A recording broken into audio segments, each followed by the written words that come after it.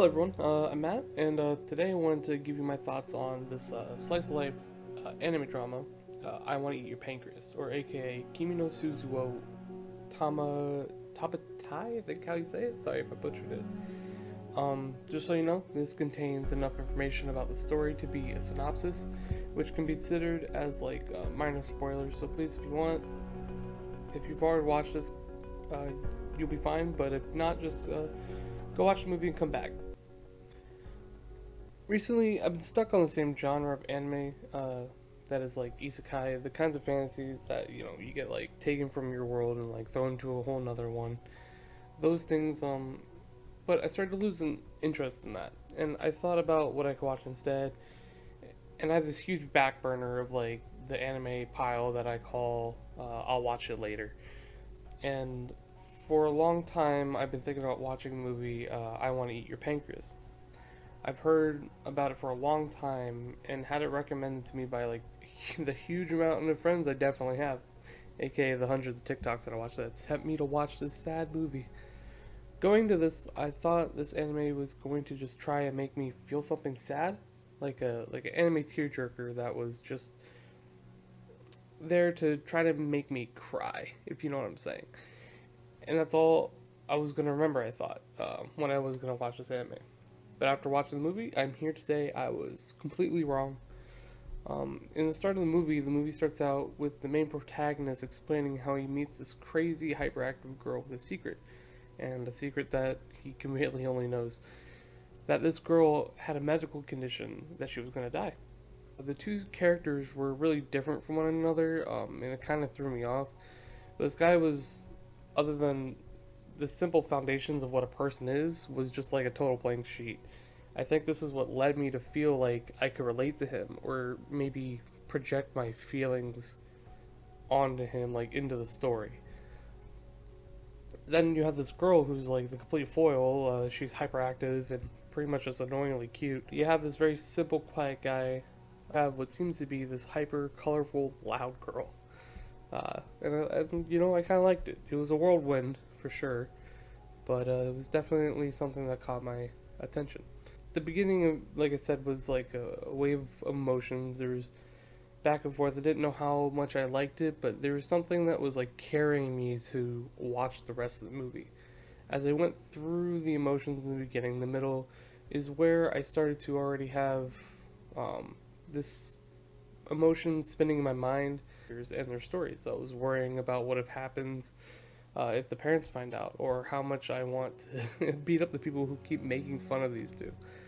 I was worried about some complication that could happen and stop their relationship from forming. The interjection between them was so heartbreaking, and how they both mended that hole between them so quickly and meaningfully made me feel just so happy. Feeling this like whirlwind of sadness, there's definitely moments where I was just happy, genuinely happy for them. I had fallen for the shit between these two characters. I was ready to print a FedEx label and send these suckers out the door.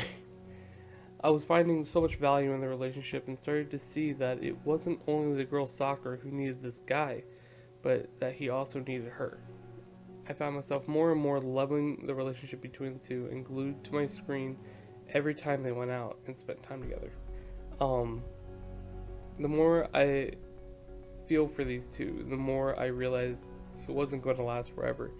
But I had that fact sink into the back of my mind and totally let myself get too emotionally invested into this movie. And by the time I realized that, it was like too late. I had tears rolling down my face the whole ending of this movie. I never knew how much a book or a diary and a movie would make me cry so much. I know when we hear make sure you watch till the end, a lot of us think that it's clickbaity, or you might worry it's not going to be worth the time. But I'm sure we both know if you've watched this that the ending, despite how deeply sad it is, was just terribly amazing. It was definitely um, something I'd recommend to a lot of people to watch if you like those kind of dramas. I found so much meaning in the title. I Want to Eat Your Pancreas. It hurt. I didn't realize how stupid a sentence could sound, but I was wrong. To be honest, it was so brilliant how the line brought so much meaning to me The union of the people who all love Sakura made my heart melt. I love how they tried to make me okay with everything at the end by tying everybody up together. Uh, it was kind of, they had like this abrupt ending between the two's relationship, um, and then all this fallout was happening, and they tried, making all the characters meet and have like their little heart to hearts, and I really liked that. It was a really good wrap up. Um, in conclusion, all in all, I found this movie probably only held back by its beginning. It was to be like a solid 8 out of 10. I'm not sure how or by what pushed me away from a 9. I guess it might be the abrupt introduction of Sakura, or how Kyoko was not very important in the beginning to me, and then at the end I felt a lot happier for her. And that might be like character progression and development, obviously, but the difference I felt between the beginning and end kind of like threw me off, I guess. Also, the post-credit scene was just really beautiful, but they really pushed the fact of a potential ship not happening, and that distracted me from the atmosphere that they were trying to show me between the two main characters. But it still managed to punch me right in my heart, and it made me tear up again, so it recovered really well. Um, but I do think the 8 out of 10 is pretty solid. But these are obviously just the cons. This movie was so well put together and made me hit every emotional wall and break them as well. I felt every sad moment I was supposed to, and it really made me feel something. And like anime that milked me to get every ounce of sadness I have, this movie got me invested within a short time. The story was written out substantially better than most animated dramas or most dramas in general. The cliche didn't seem to be that.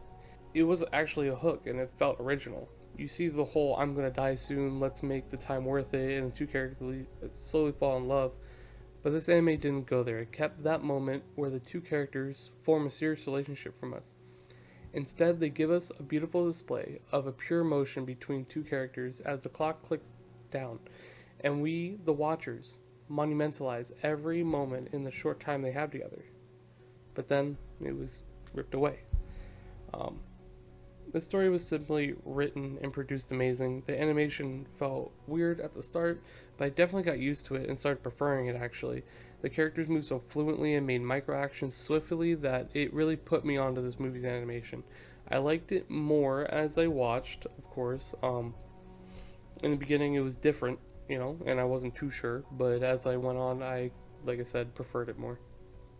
The colorization of every panel pretty much 100% perfect. The it really felt warm and real, and the shades and shadows that were put onto them felt like they should be there, and they actually provided some more impact on the movie. Even the trippy ending didn't seem out of place for the moment. All the colors, it just felt like a display. Like they spat out a physical representation of what I was feeling at the end onto a canvas, as if a 3-year-old toddler me did it. The music was spectacular. It fit very well into every part of the movie. The music only drew me in deeper to the setting. It never felt out of place, and it made my heart race a couple times watching some of these scenes with the music.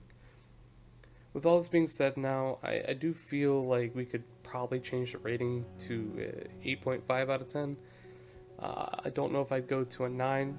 Like I said, I do have some weird feelings about the beginning. The beginning was just as perfect as the middle and end.